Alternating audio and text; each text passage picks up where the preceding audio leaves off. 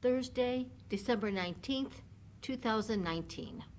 Throwing everybody off. Offices, but What do we do next? Yeah. All right. I pledge allegiance to To the the flag flag of the United States of America and to the republic for which it stands, one nation, under God, indivisible, with liberty and justice for all. Do we have minutes? Pardon me? You have minutes? You do? You want them approved? Sure. Motion to approve the minutes of November 25th and December 2nd commission meetings? Second. Mr. Schaffner? Yes. Mr. Old? Yes. Mr. Shenigo? Yes. Thank you. Pete? If you got your commissioners' boxes, you'll see that we did get our final sales tax numbers in. September slowed down a little bit. Through November, we were saying we'd probably be a little over 1.5%. We slipped a little bit below that, so 1.47% increase for the year. We budgeted 1%, Right. so. That's good. Yeah, better than we expected, so that's always a good thing. And we are taking a look at where we think the general fund reserve is gonna land at the end of the year. Still tidying up some of the numbers, get a better feel, but it looks like we'll probably be close to about $1 million more than last year at the end of the year. So might want to consider moving a little bit of money around. We'll have a report on that Monday when, and as, you know, Yeah, so you just- and we'll bring in the temporary as well for next year. That's all I got. Okay, you want to do resolutions?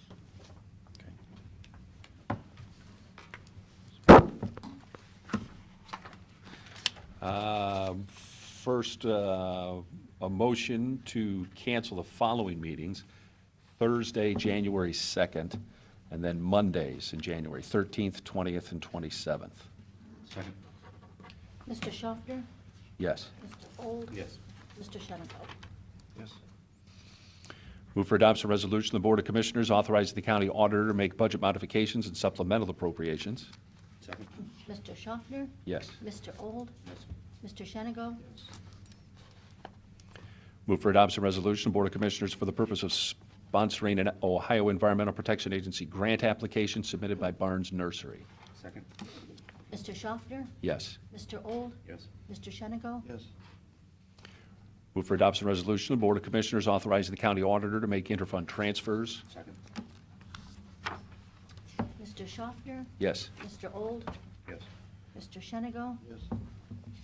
Move for adoption resolution, Board of Commissioners, for the purpose of declaring certain Erie County equipment surplus and ordering same to be sold by internet auction.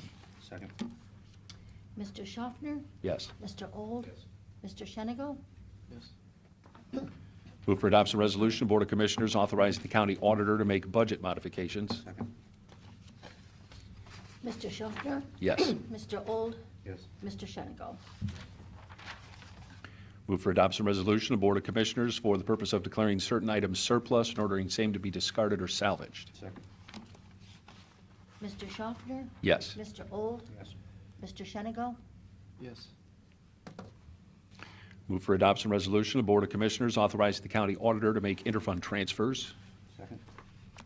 Mr. Schaffner? Yes. Mr. Old? Yes. Mr. Shenigo? Yes. Move for adoption resolution, the Board of Commissioners authorizing the county auditor to make budget modifications. Second. Mr. Schaffner? Yes. Mr. Old? Yes. Mr. Shenigo? Yes. And move for adoption resolution by the Board of Commissioners for the purpose of entering into an agreement with Accurate Business Machines. Second. Mr. Schaffner? Yes. Mr. Old? Yes. Mr. Shenigo? Yes, that's for this copier, for this floor? Is that, no, Accurate, that's for the courthouse security camera upgrade? Oh, okay. Okay. Did we get the copier for this? Yes, we did. It came on Monday. And that was leased? Yes. I saw something about $800 for. That's our old copier, and You own that? Finance, finance is buying it out, yes. We're going to trade it in, they're just buying it instead. But were we leasing it or we owned it? We were leasing it. Our lease just expired. Oh, so you can buy out a lease? Yes. Okay, I was wondering about that. Make a motion, we recess until the investment board meeting. Second. Mr. Schaffner? Yes. I'm sorry. Mr. Old? Yes. Mr. Schaffner? Yes. Mr. Shenango? Yes. So, Concession. Mr. Old? Yes. Mr. Schaffner? Yes. Mr. Shenango? yes. Okay, you're up. Okay, I need a motion to recess into the investment board meeting. So moved. Second. Mr. Old? Yes. Mr. Schaffner? Yes. Mr. Shenango? Yes. Good morning. Good morning. Morning. Hi, Hank. Good to see you. Congratulations. Thank you. Good to see you. Known Hank for a long time. Thank I wasn't you. aware you would be here, so unfortunately. I didn't know you were coming either. Both surprised. Well, welcome aboard. What a nice opportunity. Well, season's greetings. Here we are in the final quarter, final month of 2019. And things have somewhat calmed down, we would say, in our markets, particularly as we think in terms of the Fed. Fed met last week and voted to keep the overnight interest rate unchanged in the range of 1.5 to 1 3/4 on the basis that the U.S. economy is still showing positive economic growth and inflation remains low. And as they look at what is the appropriate level for the overnight Fed funds rate, they are of the opinion that the current level is appropriate. So at this stage, they have pretty much indicated that they are on hold. And as we look at their updated forecast for 2020 and beyond, they continue to forecast that there would be a potential for one additional rate hike in 2020, and then continuing on their path to return the overnight rate to the normal level of 2.5%. This tends to be a very repetitive stance that the Federal Reserve continues to project.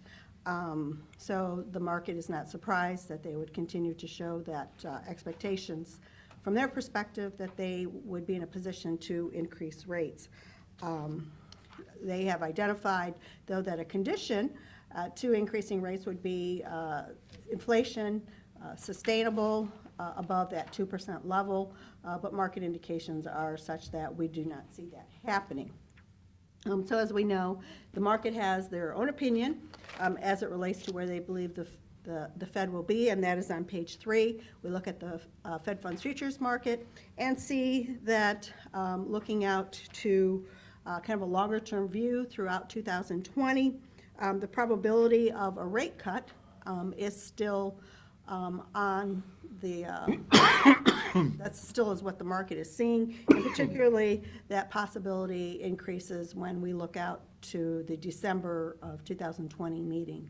So historically, the market has been more accurate than the Fed because we know the Fed has a bias to show returning interest rates to normal, whereas the market clearly reflects the economic conditions that they foresee. So that being said, we would anticipate at this stage that there is a high probability of one additional rate cut in 2020.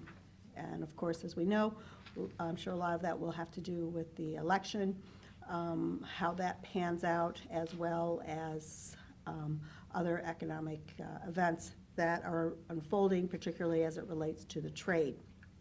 So on page 4, we just have a brief visual, particularly as it relates to the soybeans. And as we know, China historically had been a big buyer of soybeans from the U.S.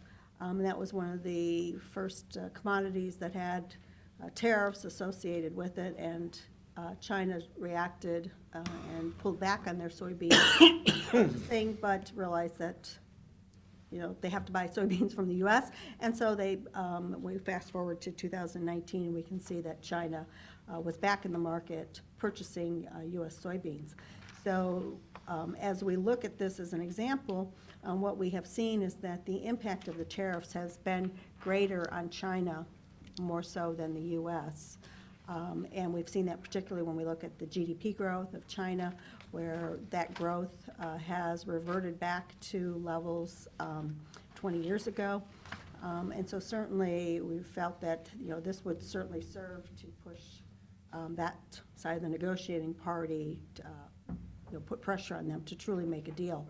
And while we know that just Sunday, supposedly, we have the phase one of the trade deal, which in essence reverses some of the the tariffs that were enforced in the beginning of the year, and of course takes off the table the tariffs that were planned for December 15th. We know that this is a process that's not over yet. So there still are a lot of issues at hand. It's a very difficult event for the market to project because we've not really been here before, other than, in the Great Depression, that was a trade war issue, but things fortunately are not and have not unfolded as they did then.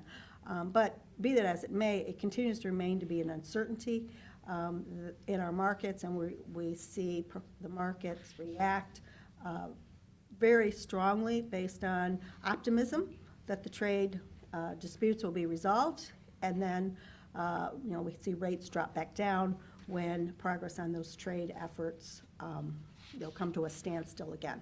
So again, something that will continue to be on the table, we believe, here, at least, particularly going into 2020. The trade disputes and just the slowing global growth have filtered over into the U.S. When we look at page 5, Institute of Supply Management gives us 2 indexes, which give us an indication of economic activity in the U.S. These are surveys based on the standpoint of, over 50 means expansion, below 50 is contraction. And as we can see, the manufacturing index, they have slipped below that 50 line, so manufacturing is clearly in contracting territory, certainly not expanding, and I think that would not be a surprise to those of us here in Northeast Ohio, which continues to remain somewhat manufacturing-centric.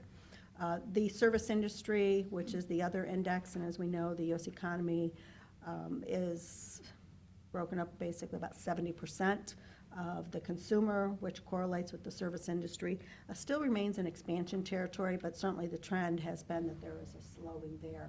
So these are certainly measures that we look at and follow to gauge really, the state of the economy and where we're headed when we look at the GDP forecasts for 2020, balance of 2019, very much slower from where we were a year ago.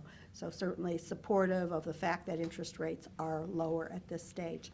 Another factor we have that impacts our markets on page 6 is the global bond yields, the negative interest rates, where global investors have the opportunity, those who do have the opportunity to invest in different markets, look at the rates that are available for the U.S. securities, U.S. Treasuries, and certainly much higher rates than other safe haven countries, particularly France, Germany, and Japan.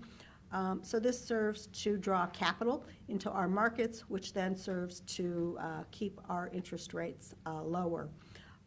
That being said, very interesting, although Sweden's not considered a developed nation, Sweden was one of the first central banks to embark on pushing their interest rates into negative territory.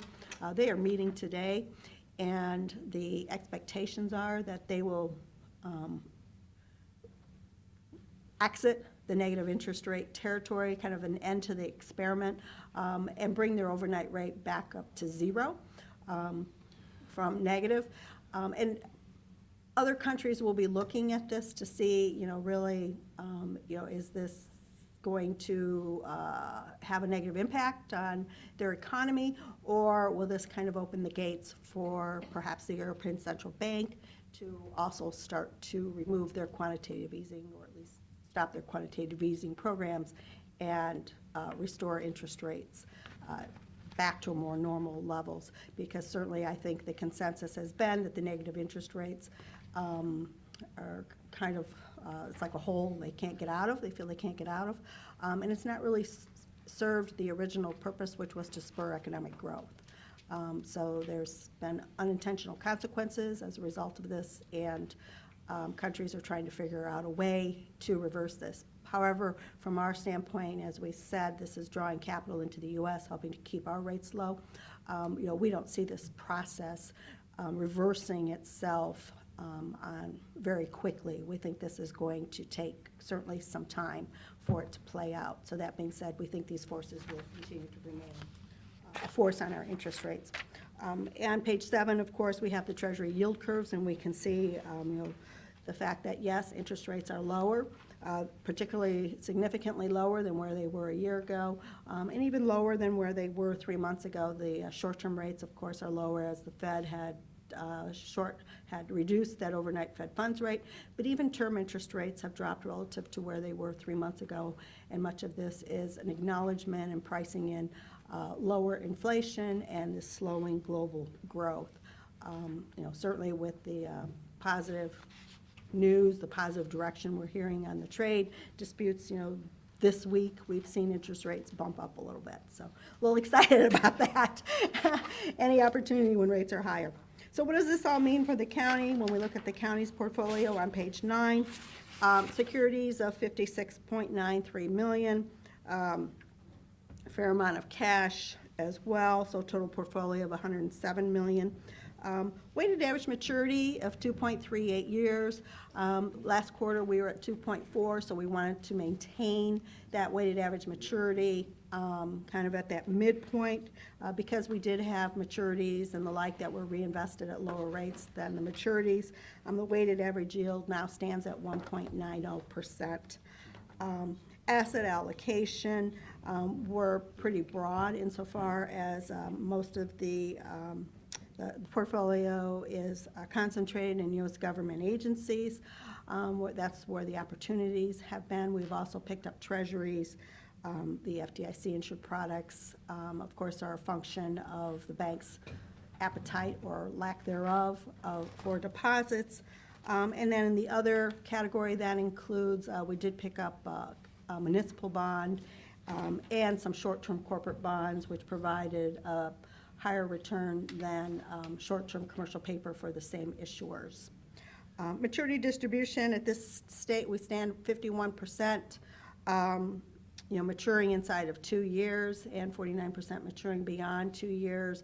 We had talked about wanting to maintain that allocation about a 50-50. So we would look to continue to maintain that as we have maturities here this quarter, this upcoming next 3-month period. We are a little light on the maturities, just shy of $2 million at this point. So, Any questions? you're missing the page. You used to give us the breakdown of where all the money was invested, like Star Ohio, blah, blah, blah. Remember that page that used to have Oh. all that stuff? Okay. So my question is, 0 to 1, what's the interest rate we're getting on that 25 million average? The $25 million, it's in securities currently ranging from a 1.25 to like a 2.30. In 1 year? Yeah. On 1 year money? Yeah, in 1 year money. Okay. So those are the current holdings. Today, as we look at investing out 1 year, we're looking at treasuries, we're around a 155. Commercial paper, we're upwards of a 190. So a little tighter spread here. I will say with. I didn't understand that. I'm sorry. So the 1 year, the 0 to 1, Mhm. it's 1.55 It's currently yielding in a range of 1.25 to 2.30. to 2.30? Yes, the Okay. current holdings. And can we put it all in 2.30? No, because that is based on previous purchases. So today, as we are looking at reinvesting money, That's the question. yes, I'm sorry, it would be in a range of 1.55 to 1.9 1.55, to 1.9. 1.9. And the higher rate would be attributable to commercial paper. Uh-huh. So commercial paper, there's limitations on how much commercial paper we can invest for the county, 40% of the investment portfolio, and further limitations of 5% per issuer. So those are statutory limitations. I don't understand all that, but Okay. of the 25 million, remember you used to say you got this Right. much in blank and this much in blank? Right. Maybe we could get that back again, but, so is it fair to say that 50% of the 25 million is 1.5 and 50% is 1.9? I would hedge it a little more, say maybe 25% around the 1.5, and 75 will be at closer to the 1.9. So 75% is 1.9? Right, Oh, because so since that's we good. currently have this allocation of 50% maturing Right. inside of 2 years and 50% maturing beyond, as we have maturities over the course of the next year, we will look to reinvest that money within a year.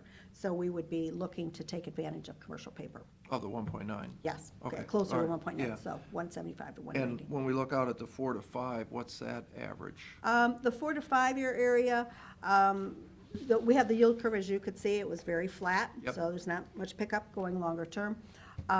Depending on the securities, treasuries are around a 170.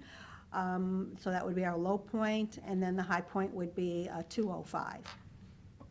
And 205 would be for callable agencies, so we are still incorporating callable agencies to some extent, but not all. So, yeah, the days of the 4 and 5 and 6%, those are gone, Right, right? yeah, or the 10s or 12s, 14s that I start out in, yes. I So date the myself. good news for us is Yes. the 1.9 is sustainable in Yes. today's market. Yeah, We can bank on that. yeah, I'd say 1.75 to 1.9, yes. Mhm. And the limits to the commercial paper that we have, that's to the entire portfolio. Correct. There's ties to Right. that. Correct, correct. Right, so with $100 million, just to kind of do the math, the maximum amount of commercial paper the county could invest in would be 40 million. On a per issuer basis, Yeah. it would be 5 million. Yeah. And why do we keep so much cash? Is that to pay bills? It's a combination of, right, paying bills and just also taking advantage of the short-term opportunity in Star, Ohio as well. Star, Ohio is still yielding around a 183, 184. On the 50 million? I usually get, She have I just 35 got in my there. statement yesterday. I'm averaging 55,000 a month from Star. Yeah. And that's overnight? Mhm. So I can put my 50 million in overnight and get 1.5? For that day, yeah. Wow, that's pretty Right. good. So, and again, Star Ohio, that rate on that is kind of tied to the overnight rate, that Fed funds rate. There's also other factors that are driving it. There are factors within That's what we pretty call good. the repo market that are resulting in the overnight rates being higher than what we would normally anticipate. We would have anticipated that Star Ohio would be more in the range of around a 160. And that is my tax money too that I Yes. collect. Yes. That's where I store it because it has to be paid out in March. So Mhm. we don't put it into the investment because I need it back in March to pay the entity, so. Yeah, it's for very liquid purposes. And also just a liquidity cushion. We would never want to put the county in a position whereby there wasn't enough readily available cash to cover expenses. So maybe, this is probably a dumb question. If I got $100 million Mm-hmm. in the market at most times, and my average yield is, gotta be about 1.7? Yeah, For an yeah. argument? Yeah, mhm. Why don't I get my investment income at 1,700,000 per year? I'll answer that for you. Huh? I will answer that for you. Yes, sir. The investment income is based on the securities Right. number, not the cash piece. Oh, Yeah. didn't know that. That's correct.